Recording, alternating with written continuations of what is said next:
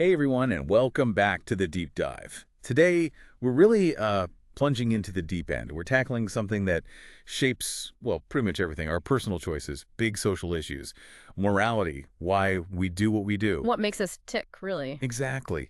We're diving into a specific text today, a body of work that offers a pretty radical perspective. It might challenge some, long-held beliefs about human nature. It definitely pushes back on some common ideas. So our mission here in this deep dive is basically to be your guides through this. Yeah. We're going to try and extract the most important nuggets of knowledge about habit, impulse, morality. Yeah, cut through some of the density, get to the core insights. And honestly, this viewpoint, it really has the potential to completely flip how you see your own actions and, the world around you. That's right. And the text, it really starts with a fundamental critique. It suggests that a lot of traditional thinking about morality isn't just incomplete. Right. It's based on a pretty profound misunderstanding of, well, human beings and the actual conditions we live in. Okay, so let's unpack that starting point. This text argues that, historically, morality has often been seen as something separate from human nature. Yeah, separate or even kind of opposed to our natural state. Right, outside of us. Exactly. It's a perspective that often treats human nature with suspicion, is the word used, seeing it as something that needs constant, pruning and curbing. Like a wild plant you have to tame. Sort of, yeah. Yeah. Like a dangerous plant. And the text points out the consequence of this. If you don't understand human nature intelligently, you end up trying to control it through, well, force or something kind of like magic, rather than working with its actual properties. Okay. Think about, how people tried to control lightning before they understood electricity. Rituals, appeasement. Instead of understanding conductivity. Exactly. The text says we've done something similar with ourselves. And the text gives some really specific, almost uncomfortable examples of where the separation actually leads in practice. It really does. It highlights how this view can lead to this exaggeration of conformity, focusing on a kind of basic herd instinct. Just follow the crowd. Pretty much. Yeah. For the masses, it often just boils down to avoiding, conspicuous evil, which, let's face it, sets a pretty low bar for what counts as good behavior. Yeah, it doesn't sound very inspiring. And what about for people who take the ideal side more seriously, focusing inward? Well, the text uses this striking phrase, spiritual egotism, Wow. being overly focused on your own inner state, like your purity of motives or the state of your soul. And the text says, kind of ironically, this can lead to a corrosive inhumanity How so? by making you maybe less connected, less compassionate than even other forms of self-interest might allow. Huh. Or it creates this split reality, right? The messy actual world and then this pristine ideal world. Exactly. The ideal becomes a refuge, an asylum, a way to escape tiresome responsibilities in the real world. Checking out, basically. Yeah. It drives morals inwards from the public, open out-of-doors air, into the obscurities and privacies of an inner life. So taking morality out of the realm of actual interaction, real consequence. So the core insight here from the text is that seeing morality as something detached, separate from our actual messy, complex human nature and the environment we're in, it's not just ineffective, it's fundamentally misguided. Right. It's ineffective because it's based on a flawed premise about Yes. what actually moves us, what shapes us. Okay, so, right. If that's the problem, Yeah. where does the text turn then? Because this part, this is where it really hooked me. It turns to habit. Habit. But, not habit-like biting your nails or something simple. No, not just that surface level stuff. It presents habit as, well, something absolutely central, really powerful, operating much deeper than we usually think. It really is one of the most surprising insights, I think. The text argues habits are just fundamental, almost like physiological functions. Like breathing. Yeah, like breathing or digesting. But crucially, they're acquired. Okay, acquired. And the key similarity it draws is that they require this cooperation between the organism and the environment. Okay, cooperation. Give me an example. Walking needs my legs in the ground. Is that the idea? That's exactly it. Walking involves the ground just as much as your legs. Speaking needs air, sure, but also other people, an audience, not just your vocal cords. You're right. Habits are these acquired ways of behaving, shaped by what we've done before. Yeah. And they contain this real ordering or power in your life. But wait, okay, this is where it gets a little weird for me. The text says habits are operating all the time, Even when you're not actively doing the habit. Like Right. my walking habit is doing something right now when I'm sitting here talking. That feels counterintuitive. It does, Yeah. right? It sounds strange. But the text really emphasizes this. It's latent is the word used, like potential energy. Your walking habit is expressed even now in how you perceive distances, maybe, how you orient yourselves in this room, what you notice or ignore. Everything you do and think is in some subtle way different because you have the habit of locomotion. So it's like an underlying framework, not just the specific action itself. Exactly. It's not just about the movement, but how it shapes your whole perception, your interaction with the world, even when you're completely still. Oh. And this is just crucial for understanding character. The text offers another great little nugget here. Character is the interpenetration of habits. Interpenetration, meaning they overlap and influence each other. Precisely. Your habits aren't these isolated little islands. They're constantly influencing and modifying each other. It's why, the text suggests a person can give themselves away in just a look or a gesture. Because their whole network of habits is shaping their entire being. Exactly. It makes so much sense when you think about it that way.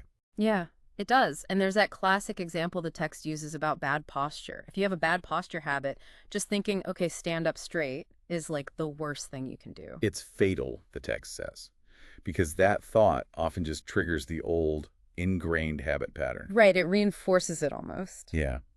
You need to find a completely different action, something maybe seemingly unrelated to standing straight itself, Yeah. that inhibits the bad habit and starts you on a new series of actions that eventually lead towards better posture. And the same idea applies to something like a hard drinker, right? Just thinking, I must not drink. Starts you off with the very stimulus that's linked to the habit. Ah. You need to find a different positive interest or, an action that actively occupies you, reroutes that energy away from the drinking behavior. Find a new path of action. Replace or counteract the old one. Don't just try to suppress it head on. That's the core principle, yeah. Okay, so if habits are this deep, this constantly operating interconnected machinery, why is understanding this so vital? Why does it matter so much?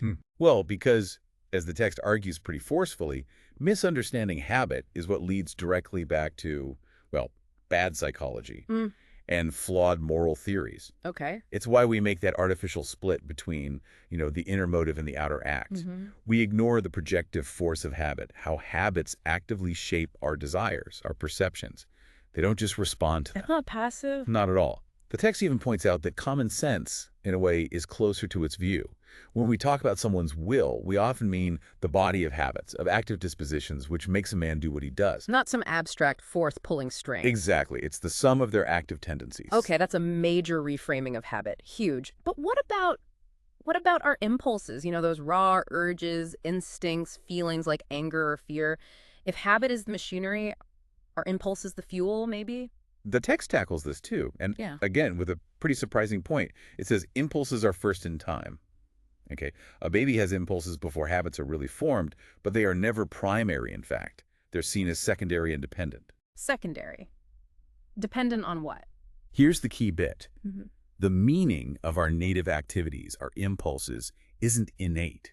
It's acquired. Acquired. How? Anger feels pretty innate sometimes. The feeling, the physiological response might be, but its meaning, that comes through interaction with a matured social medium. Whoa. Hold on. So the meaning of my anger isn't just in me. It comes from how society interacts with it, or how I've learned to interact with it. Precisely. The text contrasts, say, a tiger's anger, which is pretty tightly tied to specific actions like attack or defense, with human anger. Okay. It says human anger, just as a raw impulse, is meaningless as a gust of wind on a mud puddle, unless it's directed and shaped by the presence and responses of other people. So it's just a physical stirring, but its significance, its actual meaning in my life is social. That's the argument. Yeah. Man, that goes against almost everything we usually think. We assume instincts like fear or anger are these hardwired drives that have inherent meaning and purpose, like they tell us what to do. And the text acknowledges that common view, absolutely. But it argues that view often comes from, maybe exaggerating the fixity of instincts in animals. And ignoring how uncoordinated human native activities are initially. The same basic impulses, fears, angers, loves you find them, as the text says, hopelessly entangled in the most opposite institutions and customs across different cultures. So they're like raw material. Exactly, raw material given meaning and form by social interaction, by habit.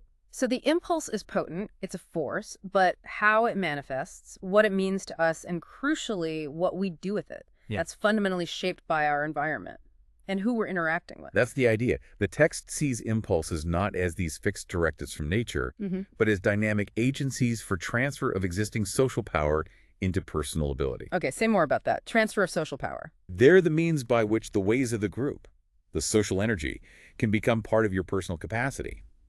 They're the engine for reconstructive growth, for changing our habits and ourselves. But this potential, it depends entirely on our social dependencies and companionships. So society isn't just putting a lid on our impulses, like Freud might say. It's deeper than a lid, according to this text. It's more like the mold. The mold, wow. Yeah. The text argues that while customs, these widespread habits, exist partly because individuals react similarly to situations. Fair, that makes sense. But to a larger extent, it says, customs persist because individuals form their personal habits under conditions set by prior customs. A cycle. It's a powerful cycle. This is why the text argues that social psychology really centers around collective habit custom. The habits of the group shape the habits of the individual, which then tend to perpetuate the group's customs. Wow. Okay. If custom and habit are this deeply woven into us, controlling not just our actions, but the very meaning of our impulses, how does society ever change? I mean, doesn't this just trap us in the past? That's a critical question, and the text addresses it directly. It says change often occurs when customs become too rigid, when they harden and start to enmesh individuals. Okay. It points out that, paradoxically, enslavement to custom and license of impulse exists side by side in these situations. When the underlying habits afford no ballast, when the system is too inflexible, Then things break. then raw, unshaped impulses can break free in really disruptive ways, leading to things like, mob psychology. So excessive rigidity can ironically lead to chaotic breakdown. That's interesting. Right, and external shocks are also powerful forces. Things like war, revolution, major new inventions. These can disturb the settled distribution of customs. They cause these congealed habits to suddenly thaw out. Okay, thawing out. But the text seems to suggest this thawing isn't like a simple, immediate transformation. It's messy. It's definitely not simple. A key insight here is that actual social change is never so great as its apparent change. Why not? Because, and this is crucial, habits of thought outlive modifications in habits of overt action. Ah, the mental habits lag behind the actions. Massively. The text calls the force of lag in human life enormous. You can change laws, you can change structures, even visible behavior sometimes. But the deep mental and emotional habits, they take far longer to shift. We see that all the time. Absolutely. Real fundamental changes in how people think and relate often require, as the text puts it, a new generation whose habits of mind have been formed under the new conditions. That feels very true to history, yeah. You see institutions change, but the underlying attitudes, the gut reactions, they linger for ages. Exactly. And the text applies this perspective to huge social issues, things like war or economic systems, a wage system, cashlessism. It argues these aren't the inevitable outcomes of some fixed human nature. I think we're just naturally aggressive, so we have war, or naturally greedy, so we have capitalism. Right. The text argues that's too simplistic. These are social patterns woven out of the stuff of instinctive activities, but woven by custom, shaped by customs, machinery, and designs. So calling war just a result of pure pugnacity or capitalism solely driven by a fixed incentive of gain, that's mythological in this text's view. That's the word it uses, yeah. Mythological. They are seen as modifiable social patterns built on layers of collective habit. Okay, so the difficulty in changing them isn't some deep inherent flaw in human nature, like we're just naturally bad or lazy. The text argues no. The difficulty isn't an original aversion to serviceable action, but rather the sheer inertness of established habit. Habits are just sticky. Incredibly sticky. They persist until the environment obstinately rejects it, and they keep shaping impulses in their own image. So changing these big systems means changing the ingrained habits in the environment that reinforces them. It's a complex interplay. This is a fascinating and, yeah, maybe slightly intimidating picture of habit and social shaping. But where does thinking fit in? Where does intelligence or conscious deliberation come into this? Are we just, slaves to our habits and the social environment? Not at all. Yeah. No, this is where intelligence comes in. But again, the text offers a really distinct view. Intelligence isn't seen as some separate faculty standing outside the system to control it from above. Okay. It emerges. Yeah. It comes into play specifically when habits are impeded, when a conflict is set up, when impulse is released because the usual pathway is blocked. So when my automatic response fails or there's confusion, then my brain kicks into, thinking gear. Precisely. And deliberation, that process of thinking through a problem, is described very vividly as a dramatic rehearsal in imagination of various competing possible lines of action. Playing out scenarios in your head. Yeah, trying them out mentally to see what the consequences, what the resultant action would be like. It's triggered by the blocking of efficient overt action when you don't know what to do next. Like running little simulations in your mind. Okay. Something like that. But, and this is important, the text is careful to say the goal of this mental rehearsal isn't just to predict the future perfectly or find some final static answer. It's not just calculation. No. Deliberation is a search for a way to act now. It's a facilitator for stimulation, for action, not a final terminus in itself. Its job is to get you moving again, intelligently. Okay. That feels very different from the sort of traditional idea that morality is about aiming at some fixed, perfect end goal. Like reaching a state of perfect virtue or maximizing pleasure or something like that. It's a direct critique of that very idea. Yeah. The text argues that seeing morality as aiming at these fixed ends, whether it's pleasure, virtue, perfection, as if they are these external targets, separate from the activity itself. That's a fundamental mistake. Okay, so if the goal isn't a fixed destination, where is the good in this picture? What are we aiming for? Well, the text locates the good, or satisfaction, right in the present meaning of the activity itself. In the doing. In the quality of the doing, yes. Intelligence's primary role, in this view, isn't mainly to predict the future accurately, to hit some static goal way out there.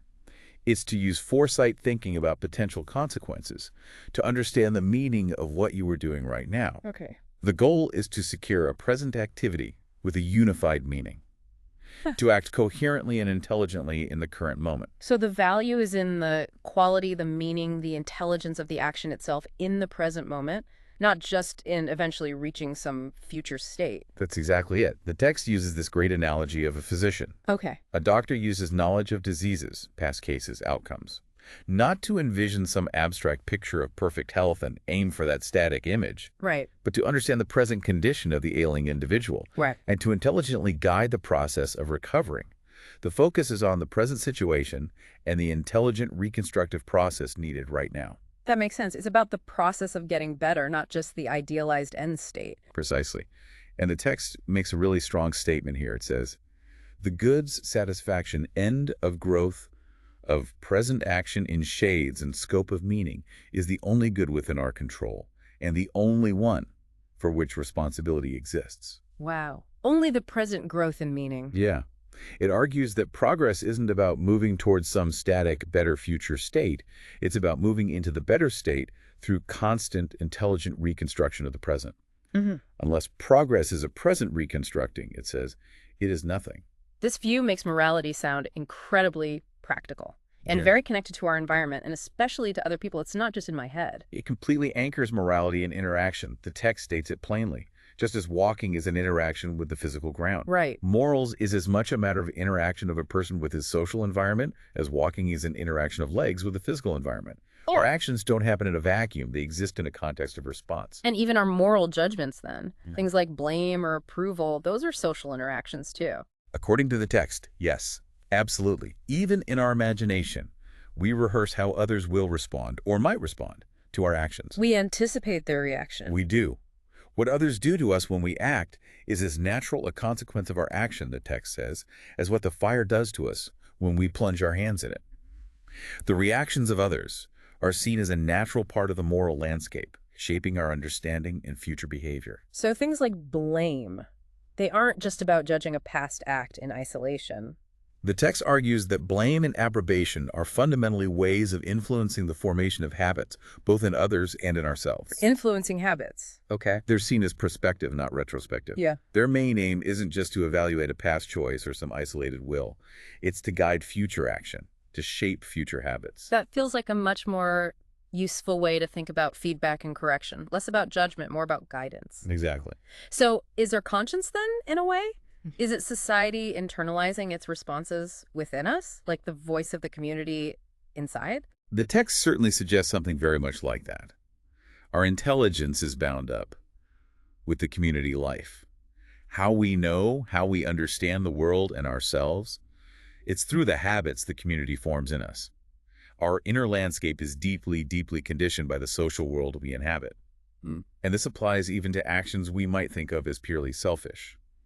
The text argues that even the deliberate, unscrupulous pursuit of self-interest is as much conditioned upon social opportunities, training, and assistance as is the course of action prompted by a beaming benevolence. So even being selfish depends on the social setup. Absolutely. The very possibility of pursuing self-interest in the way we often think of it today, like accumulating money or economic power, relies entirely on complex social institutions. Money itself, property laws, legal customs. These are all social constructs. Right. Without those, that kind of self-interest wouldn't even make sense. So even the way we can be selfish is shaped by the social structure. That's the argument. This whole perspective, seeing morals as this dynamic interplay of habit, impulse, social context, intelligent action, it sounds an awful lot like, well, like learning. The text makes that connection completely explicit. It states, in the largest sense of the word, morals is education. Moral is education. Yeah. It is learning the meaning of what we are about and employing that meaning in action. It's seen as this continuous process of intelligent adjustment, of growth, through interaction with the world. That's a really profound shift. Okay, but if we're not aiming for fixed external goals or some perfect future state, does that mean we just abandon ideals altogether? What about aspiration? No, the text doesn't suggest abandoning ideals at all, but it definitely wants to redefine their role, their function. Okay. If an ideal is treated as something fixed and totally disconnected from present action and present reality, then it becomes, a fantasy, or a refuge, a compensatory dream. Something to make us feel better without actually doing anything. Exactly. And this, the text warns, can lead to withdrawal from all realities, just sitting around dreaming of a perfect world instead of engaging with the difficult reality of trying to improve this one. Right. So what is the true function of ideals, then, in this view? Their true function, the function of ends or ideals, isn't to be some distant goal you finally arrive at. It's to liberate and guide present action out of its perplexities and confusions. So they're tools for now. Tools for now. Ideals, when they're functional, are tools for clarifying and improving the present situation, the present action. They're not static destinations to escape to. Okay. And tied very closely to this is the idea of the infinite import of the present act. Infinite import. Yeah. The text says the consciousness of this encompassing infinity of connections is ideal. The ideal isn't a goal out there. It's the awareness right now of the vast interconnectedness, the significance of even our smallest present actions. Seeing the ripples. Seeing the ripples. It's a significance to be felt, appreciated. Yeah. And this awareness, this sense of connection and meaning in the present, it brings peace in action, not after it. The value is found right here in the present understanding and engagement. Wow. Okay. We've really taken a deep dive here into a perspective that just fundamentally re-envisions morality. Yeah. It really moves it away from abstract rules or, distant perfection and roots it firmly in the messy, dynamic social reality of our habits, our impulses, and our continuous interaction with the world. It really is a significant shift from viewing human nature with suspicion, trying to force it into line, to understanding it more as, material to be intelligently shaped and guided. Yeah. From chasing fixed external goals to finding the real value and meaning in the quality of our present actions, our present understanding. And from seeing conscience as purely internal, maybe, to recognizing its deep, deep social conditioning. Exactly. This completely changes the landscape, doesn't it, of what living a good life even means and how genuine progress might actually happen. It suggests it's less about achieving some final static state of goodness and much more about intelligent, continuous growth. Reconstruction. Right where we are right now. Less destination, more journey, but a journey with intelligent direction. Precisely. And it offers a really powerful lens, I think, for looking at big social challenges. It suggests that tackling issues like inequality or conflict requires understanding the deep organizational power of the collective habits and customs that have shaped our impulses. Rather than just blaming some abstract human nature. Right. Or just appealing to abstract principles without addressing the underlying habitual structures. So it leaves us with this incredible thought from the text, really. What if? What if the only good which can fully engage is the good which accrues in the present activity of understanding? Hmm. The good in the understanding itself. Yeah. What does that actually mean for how you approach your own habits, your goals, the way you interact with the world and the people around you starting today? Definitely something to chew on.